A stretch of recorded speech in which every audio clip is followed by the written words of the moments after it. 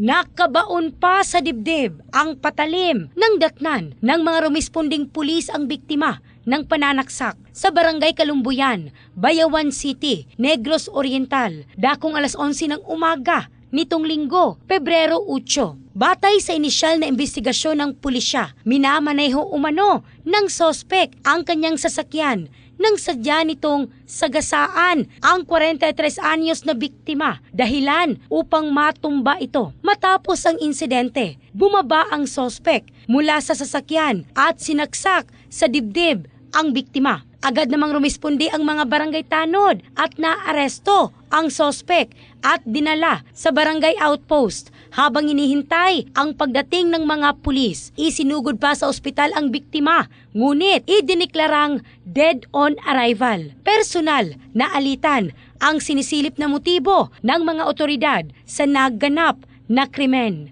In the heart of changing lives, ako si Michelle Craste ng Brigada News Philippines, the Music and News Authority.